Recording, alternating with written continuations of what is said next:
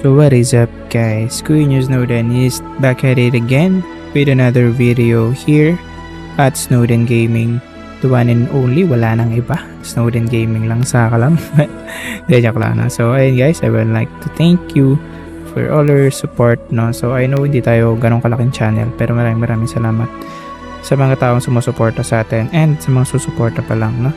So for this video guys, ipapakita ko sa inyo kung paano tayo magre-roll ng mga passive skills, no? So kasi yung passive skills guys, it is super important if you are playing or competing on higher tier ranks, no? I think sa mga 3k plus, kasi guys sa rank ko right now, yan 3,400, may mga nakakalaban ako ang sobrang taas ng rank, as in may nakalaban ako ng 5,000, like 10,000 yung trophies, 13,000. Kasi I think konti lang yung nakaka-reach ng ganong kataas na rank as of the moment, kasi medyo mahirap nga dahil kailangan mataas yung levels ng sinos mo and a lot of factors that you need to consider para ma-reach mo yung ganong kataas na trophies, no? So madalang na sila magkaroon ng kalaban. So minsan nakakatapat ko sila lalo kapag win streak.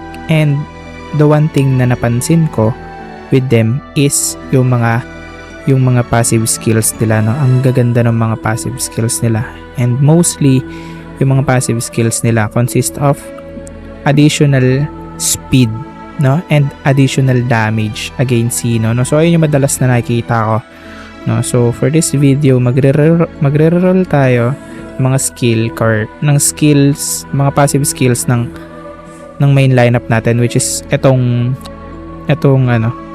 yung lineup natin na ginagamit natin madalas, which is yung reincarnation team natin, which is uploaded na rin sa YouTube video natin dito sa Snowden Gaming.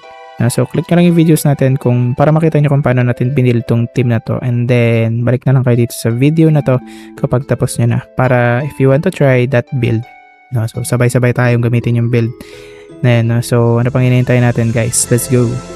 So ayun na nga guys, so para makita natin yung mga passive skills matic, syempre pupunta tayo sa deck. Click nyo lang yung deck, then click natin yung details. Unang-una na sa listahan natin si Kuya mo Psychic, Kuya mo or Ate mo Psychic.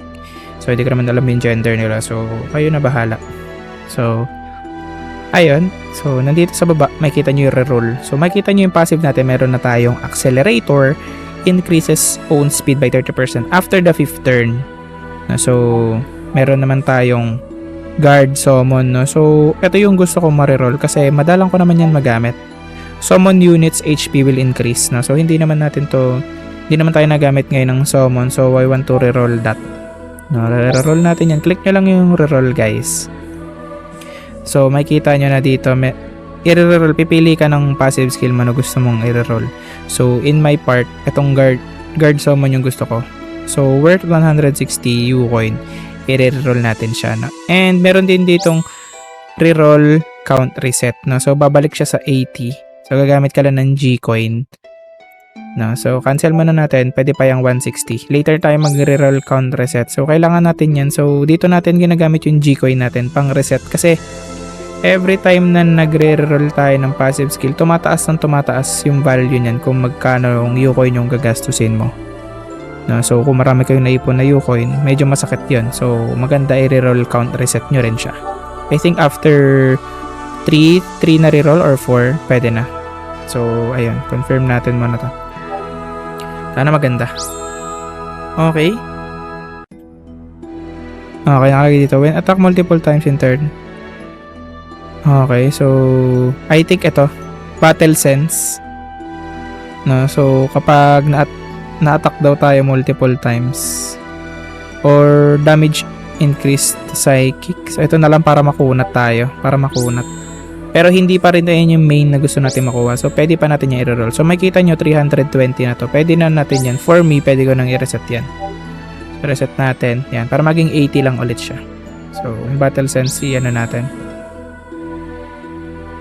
okay, reduce damage taken. So mas better to, 36% when 99 HP. So eto isang tira, pero itong battle sense when attack multiple times 22. So mas malaki yung damage reduction nito. So kunin natin to. Okay. Goods yan. So, pero re-roll pa rin natin yan dahil hindi ayun yung main pakay natin. So, re-roll natin. Okay, medyo pangit yung nakuha natin, no? Hindi ko yung trip. Tapos, pag ayaw mo nung nabigay sa yung new passive, click mo lang yung keep para magstay pa rin doon. Okay, no? So, 320. Sige, try natin ng 320 pa. Medyo masakit to siya sa Ucoin, pare. Uy, increase own speed by 22% until third round. Okay. Until third round. So, I think hindi ko yan need. 22% until the third round. So, sa fifth round, keep na lang natin. So, reroll count na tayo. Medyo masakit na yan sa Ucoin. So, reroll lang tayo. Uy! Ito ang ganda. Ito ang ganda. Increase speed by 10 per attack. So, every time nagagamit tayo ng attack kay Psychic, i-increase yung speed natin. Okay, set natin dyan. And also, yung pangalawa nating passive sa kanya is, eto, increase own speed by 30% after the 5th turn. So, every time nagagamit tayo sa kanya ng card, habang hindi pa 5th turn, nag-increase na rin yung speed natin by 10 per attack. Tapos, kapag nag-5th turn, mag-increase pa tayo ng 30%. So, sobrang bilis niyan. Which is good. So, ayun lamang guys. So, if you want to reroll pa, so ako ayoko na kasi, nakuha ko na yung goods for me. So, if you want to reroll more, so click nyo lang yung details nung sino gusto nyo, and then click nyo lang yung reroll. Then yan, pwede na kayo mag-reroll. So, ayun lamang guys. So, ayun lang guys for this video, no? So, maraming salamat sa pagsubaybay sa ating video. I hope may natutunan kayo sa ating video for today, no? So don't forget to like, comment, and subscribe our YouTube channel. Kita-kits ulit on our next video, mga kapatid. Bye-bye!